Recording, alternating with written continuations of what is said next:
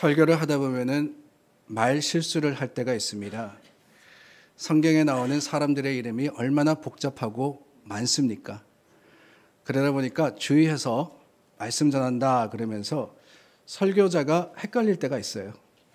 저도 요셉을 계속 요한이라고 하면서 설교한 때도 있었고, 바울을 베드로라고 그렇게 이야기한 적도 있었습니다. 어떤 목사님께서 설교를 하시는데 저와 같이 헷갈리셨나 봐요. 오늘 본문을 가지고 말씀을 하시면서 열심히 전하십니다. 그런데 뭐라고 전하셨느냐? 예수님께서 물고기 2,000마리와 떡 5,000개로 5명을 먹이셨습니다. 그렇게 전하셨더래요. 그것도 처음부터 끝까지. 그런데 성도들이 적당히 알아서 들으면 좋은데 또 개중에 꼭 꼬집어서 말씀하시는 분이 계십니다. 한 장로님께서 예배 끝나고 목사님이 나가시는 길에 인사를 드리니까 말씀하신 거예요. 목사님, 그거는 저도 할 수 있습니다. 아니, 물고기 2,000마리와 그리고 떡 5,000개로 5명 먹이는 거, 뭐 예수님만 하십니까? 저도 합니다. 얼마나 무안했는지 이 목사님이 마음을 다잡고 그 다음 주에 똑같은 설교를 준비하셨어요. 그리고는 이제는 제대로 설교하셨습니다. 예수님께서 물고기 2마리와 떡 5개로 5,000명을 먹이셨습니다. 그런데 여러분, 이 목사님도 그렇죠. 그냥 그렇게 하고 말았으면 좋은데 설교하시고 그 끝에 지적하신 장로님을 바라보시면서 그러셨답니다. 장로님, 그래도 하실 수 있습니까? 장로님, 그래도 하실 수 있습니까? 그럼요. 지금도 할 수 있습니다. 아니, 어떻게 물고기 2마리와 떡 5개로 장로님이 5,000명을 먹이십니까? 장로님이 예수님이십니까? 그랬더니만 그 장로님께서 답하시기를, 그게 뭐 별겁니까? 지난주에 먹고 남은 거 가지고 먹으면 되죠. 지난주에 5명밖에 안 먹었으니까 물고기와 떡이 얼마나 많이 남았겠습니까? 그러셨답니다. 여러분, 우리 삶에 물고기 2,000마리와 떡 5,000개가 항상 있으면 얼마나 좋겠습니까? 근데 아무리 따져도 물고기 2마리와 떡 5개밖에 없을 때가 더 많습니다. 아무리 따지고 헤아려도 부족하기만 할 때 당연히 실망스럽습니다. 어렵습니다. 당장 해결해야 하는 문제가 있는데 아무리 봐도 모자라니 당황스럽고 힘들 수밖에 없습니다. 그런데 여러분, 그 실망스럽고 어려운 상황에서도 우리가 잃어버리지 말아야 하는 게 있는데 그게 바로 감사입니다. 아니, 어떻게 부족한 상황 속에 감사할 수 있느냐? 그게 어떻게 가능하냐? 다름이 아니라 그 순간에도 우리는 믿음으로 살 수 있기 때문에 가능한 겁니다. 믿음이 있는 곳에 썰물이 밀물로 바뀌는 거예요. 믿음이 있는 곳에 부족함이 풍성함이 되고 믿음이 있는 곳에 연약함이 강함이 됩니다. 그렇기 때문에 불안함이 감사가 될 수 있는 거예요. 그게 믿음의 능력입니다. 그 믿음을 잃지 않고 하나님을 기다리면 하나님께서 반드시 좋은 것으로 풍성하게 주십니다. 제 말이 아니고요. 성경의 말씀이에요. 시편 107편 9절입니다. 그가 사모하는 영혼에게 만족을 주시며 줄인 영혼에게 좋은 것으로 채워주심이로다. 채워주심이로다. 우리 하나님 채우시는 하나님이십니다. 그 하나님을 믿을 때 우리는 결코 부족하지 않은 거예요. 오늘 본문의 사건, 사복음서가 모두 공통적으로 기록을 하고 있습니다. 흔히 오병이어의 이적이라고 불리는 이 사건은 오늘 본문에는 디베랴 바다 건너편 산에서 일어났습니다. 근데 마태복음에는 빈들이었다라고 이야기하고 마가복음에는 그곳이 한적한 곳이었다라고 기록을 했어요. 공통적으로 모든 복음서가 이 일이 일어난 곳이 아무것도 없는 황량한 곳이었다라고 합니다. 빈들, 그 빈들이라는 것은 부족한 곳입니다. 빈들이라는 것은 뭔가 모자라는 듯한 온전치 못한 곳입니다. 그런데 여러분, 성경에 보면은 이 빈들에서 놀라운 일이 벌어집니다. 이 빈들에서 보지 못하는 사람이 보게 되고 걷지 못하는 사람이 걷게 되며 나병 환자가 나음을 얻었었고 못 듣는 자가 듣고 죽은 자가 살아나는 하나님의 놀라운 일들이 벌어졌습니다. 빈들이라는 부족한 곳에서 오히려 충만한 하나님의 나라가 임했다는 거예요.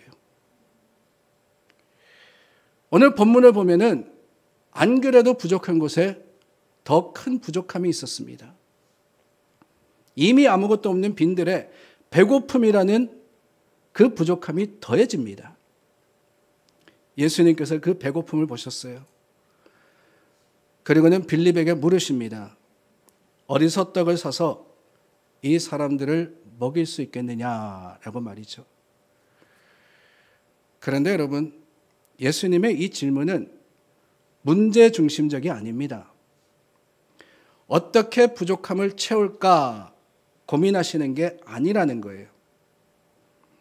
그 질문 6절 말씀에 보면은 친히 어떻게 하실지를 아시고 라고 하시죠. 이미 예수님은 모든 사람들을 먹이시겠다고 작정하시고 어떻게 먹이실 것인지도 아셨다는 겁니다. 질문하셨지만은 그 질문에 대한 답을 이미 가지고 계셨습니다. 그런데 그럼에도 불구하고 빌립에게 물으신 이유가 뭐냐? 그 빌립에게 사람이 몇 명이냐? 사람들에게 음식을 준다면 얼마나 많은 음식이 필요하냐? 이 사실을 파악하려고 하신 것이 아니라는 거죠. 그 해지는 빈들에서 200데나리온의 그 떡을 구할 수 없다는 답을 듣기 위해서도 아닙니다. 데나리온이라는 것은 우리가 알듯이 이 노동자 한 사람의 하루 임금입니다. 200데나리온 그러면은 한 사람이 200일 동안 일해서 얻을 수 있는 돈이에요. 오늘날로 이야기하면은 2만 불 정도, 그 정도가 넘는 가치가 있는 그런 돈이 필요합니다. 예수님에게 200데나리온이 있었느냐? 없었어요. 제자들에게 있었느냐? 제자들도 마찬가지입니다. 있느냐 없느냐를 따지려고 예수님께서 빌립에게 물으신 것이 아니라는 거죠. 그럼 뭐냐? 이미 답을 아시는, 아니 이미 답이 되시는 예수님께서 굳이 빌립에게 물으신 이유는 다름이 아니라 제자들의 믿음을 보시려고 하신 겁니다. 더 나아가서 예수님은 제자들이 이 상황을 수학적인 계산이나 돈으로 따지는 것이 아니라 믿음으로 보기를 원하셨던 거예요. 빌립은 할 수 있다 없다를 따졌지만 예수님은 그게 아니라고 말씀하십니다. 이미 하실 수 있는 분이십니다. 어떻게 하실지를 알고 계셨습니다. 주님께 문제는 문제가 아니에요. 이미 주님 안에 답이 있는데 그게 뭐가 문제겠습니까? 진짜 문제는 문제가 아니라 믿음입니다. 믿음. 2절 말씀입니다. 큰 무리가 따르니 이는 병자들에게 행하시는 표적을 보았음이라라. 그 빈들에 성인 남자만 5,000명, 여자와 아이들까지 하면은 2만 명이 넘는 사람들이 모인 이유가 뭐냐? 분명히 말씀하십니다. 이들이 병자에게 예수님께서 행하신 표적을 보았기 때문이라고 말입니다. 직접적으로는 바로 앞장 요한복음 5장에 보면은 베데스다에서 38년 된 병자를 예수님이 고치셨습니다. 그러나 그것만이 아닙니다. 여기까지 오시면서 예수님이 베푸신 모든 이적들, 물로 포도주가 되게 하시고 귀신을 쫓아내시고 병든 자를 고치시고 물 위를 걸으시고 바람과 파도를 잔잔하게 하시는 주님, 아니 죽은 자를 살리시는 그 표적과 능력을 사람들이 보고 알았다는 거예요. 이미 알고 있었습니다. 하물며 예수님과 동거하던 제자들이 예수님의 능력을 몰랐겠습니까? 알았죠. 알았죠. 그런데 여러분, 그 알았던 제자들이 예수님을 믿었습니까? 아니면 믿지 못했습니까? 이게 문제라는 거예요, 이게. 제자들만이 아니라 거기 모인 모든 사람들은 그새 그들 가운데 계신 이 예수님이 어떤 분이시라는 사실을 잊어버리고 부족하다느니, 이게 얼마나 되겠느냐니, 있느니 없느니, 믿음을 찾으시는 주님 앞에 믿음 없는 문제만 가지고 따지는 제자들의 모습이 얼마나 부끄럽습니까? 여러분, 돈이 부족하면은 돈을 찾기 쉽습니다. 명예가 부족하면 명예를 쫓고, 실력과 능력이 부족하면 실력과 능력을 추구하게 됩니다. 그러나 여러분, 이런 것들을 보고 쫓고 추구할수록 풍성해지기는커녕 마음이 가난해지지 않습니까? 그저 부족한 것을 채우는 것이 목적이 되면은 그 목적이 우리를 피폐하게 만들고 가난하게 만듭니다. 여러분, 돈이 없어서 돈 벌려고 밤낮 미친 듯이 일해서 부자가 되었는데 만족합니까? 아니, 나는 부자가 되어보지 못해서 모르겠습니까? 주위를 보니까 부자도 저는 여지까지 만족하는 부자 하나도 못 봤습니다. 돈이 목적이면 부자가 되어도 오히려 더 가난한 듯 살아가게 되는 거예요. 만족하지 못하고 더 궁핍해집니다. 물론 부족할 때가 있어요. 가난할 때가 있습니다. 그러나 그럴 때일수록 우리는 더욱 믿음으로 볼 수 있어야 합니다.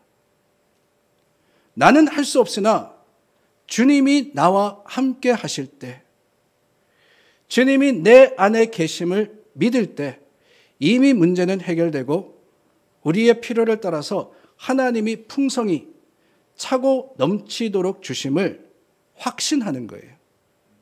그게 신앙입니다. 그게 신앙. 그러므로 여러분, 믿음 안에서는 부족한 것이 부족한 게 아닙니다. 모자라는 게 모자라는 게 아니에요. 믿음 안에서는 오히려 그 모든 것들이 하나님이 주신 은혜이자 기회가 되는 겁니다. 믿음으로 보기만 하면 그 모자라는 그것이 감사가 됨을 여러분들은 확신하시기를 바랍니다. 이렇게 빌립이 숫자를 따질 때 제자 중 하나였던 안드레가 나서죠. 모인 사람들 속으로 들어가 외쳤습니다. 여러분들 가운데 음식 가지고 온 사람이 있으면 우리 함께 모아서 먹읍시다.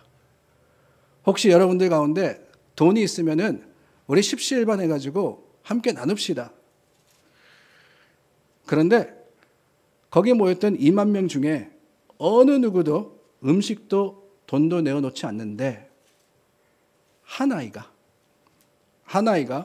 보리떡 5개와 물고기 2마리를 가지고 있다가 안드레에게 내어줬습니다. 9절입니다. 여기 한 아이가 있어 보리떡 5개와 물고기 2마리를 가지고 있나이다. 그러나 그것이 이 많은 사람에게 얼마나 되겠사옵나이까. 맞습니다. 물고기 2마리와 떡 5개는 아무것도 아닙니다. 그 음식을 받아든 안드레는 실망했습니다. 이기적인 사람들에게 실망했고 소년이 준 적은 음식에 실망했습니다. 그래서 부정적으로 예수님께 말했던 거예요. 이게 얼마나 되겠습니까? 이거 가지고 뭐 가능하겠어요? 그런데 여러분 생각해 보십시오. 안드레가 전한 그 작은 물고기 2마리와 보잘것없었던 떡 5개, 그 음식은 얼마 전에는 없다가 생긴 거 아닙니까? 없다가 생긴 거예요. 없다가 생겼으면은 감사하는 마음이 들어야지 최선을 다해서 모은 음식이 사람들을 먹일 수 없다는 생각에 앞서가니까 감사를 잃어버린 거 아니겠어요? 사랑하는 여러분, 기억하십시오. 하나님께서는 이미 우리에게 주신 것을 통해서 역사하시는 분이십니다. 그것이 보잘것없어 보이는 것이든 작은 것이든 하나님께서 허락하신 것을 통해서 주님은 선하심을 나타내십니다. 이 사실을 믿어야 돼요. 우리에게 부족함이 있든지 약함이 있든지 하나님께서는 그것을 통해서 일하시는데 그 이유는 다름이 아닙니다. 우리로 하여금 하나님의 선하심을 내 최선의 결과가 아니라 내가 수고하고 노력해서 얻은 것이 아니라 은혜로 인정할 수밖에 없도록, 이게 하나님의 은혜임을 깨닫게 하도록 하시기 위해서 하나님은 오히려 작은 것을 통해서 역사하시는 거예요. 그러므로 우리가 할 일은 다름이 아닙니다. 내게 주신 것이 무엇이든지, 그것이 크든 작든 풍족하든 초라하든 허락하신 것에 먼저 감사하는 거예요. 그 감사를 통해서 하나님이 일하시는 겁니다. 보세요. 예수님께서 먼저 감사의 본을 보여주시지 않습니까? 11절 말씀에 그 물고기와 떡을 받으신 예수님께서 떡을 가져 축사하신 후에 앉아있는 자들에게 나눠주시고 물고기도 그렇게 그들의 원대로 주시니라 그랬습니다. 무엇보다도 먼저 축사하셨다 그랬죠. 여러분, 축사라 그랬는데 영어 성경에 보면은 gave thanks로 되어 있습니다. Jesus gave thanks. 쉽게 말하면은 감사를 드렸다는 거예요. 감사드렸습니다.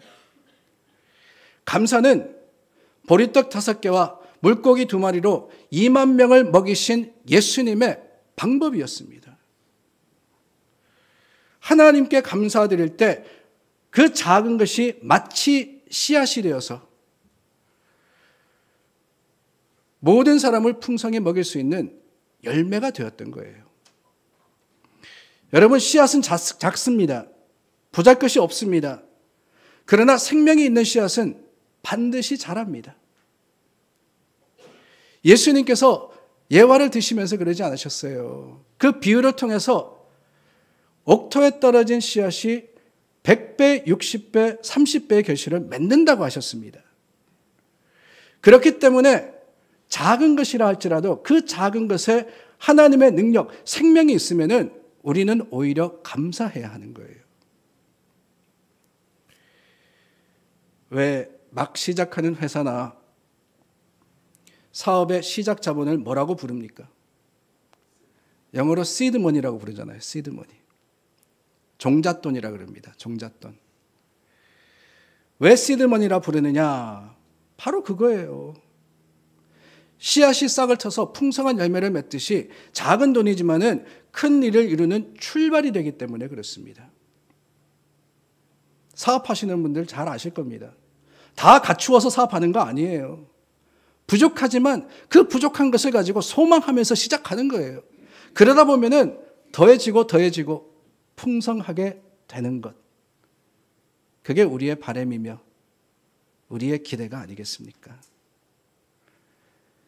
성도가 믿음으로 산다면은 감사하는 생활로 표현되는 겁니다. 아무리 작다 할지라도 주님이 주셨다면은 그것이 무엇이든지 간에 풍성한 열매가 될 것을 기대하며 감사할 수 있는 것, 그게 바로 믿음입니다. 감사하는 성도에게는 부족함이 변해서 체험이 되는 거예요. 그렇습니다. 여러분, 기억하십시오. 감사가 능력입니다. 감사가 완성입니다. 작은 일에 감사해 보십시오. 남은 것에 감사해 보십시오. 부족하지만 그 부족한 것에 오히려 감사해 보십시오. 하나님께서 반드시 크고 놀라운 일을 이루십니다.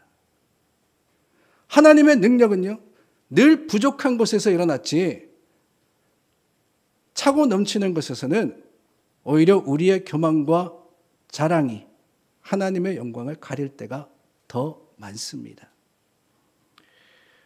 오히려 하나님을 찾을 때, 부족한 그곳이라도 하나님이 함께 하실 때, 물고기 2마리와 떡 5개밖에 없다 할지라도, 아니 그것이 힘들고 어렵다 할지라도 여러분 기억하십시오. 부족한 그때가 은혜의 때입니다. 부족한 것이 오히려 넉넉함의 능력이 되는 거예요. 그 빈들, 그곳에 모인 모두는 부족한 사람들이었습니다. 그들 모두 예수님 외에는 아무런 소망이 없었습니다.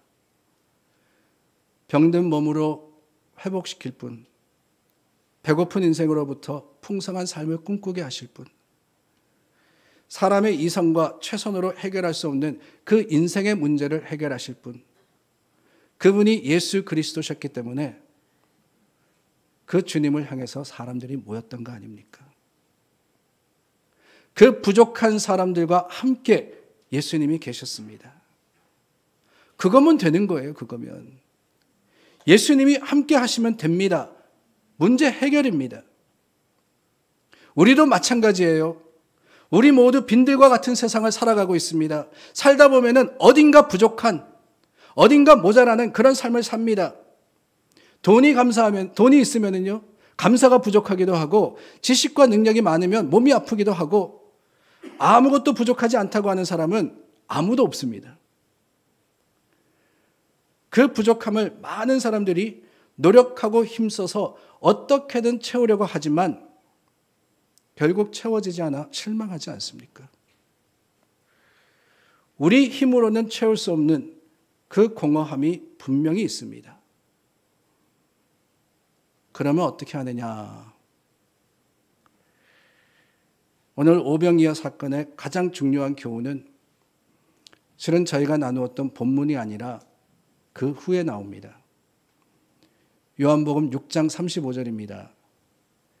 예수께서 이르시되 나는 생명의 떡이니 내게 오는 자는 결코 줄이지 아니할 터이요 나를 믿는 자는 영원히 목마르지 아니하리라.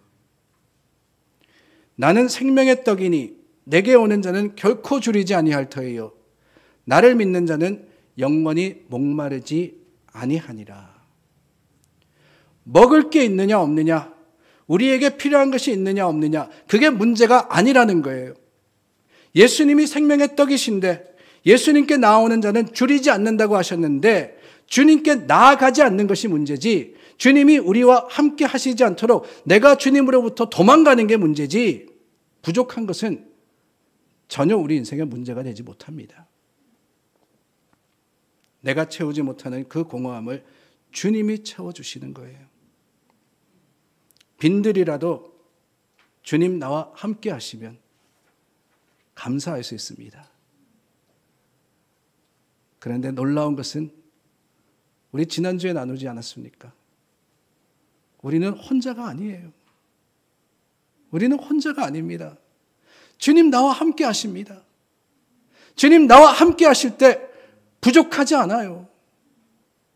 하나님께서 채움이 되시고 하나님께서 넉넉함이 되시기 때문에 믿음 안에서 우리는 절대 부족하지 않습니다.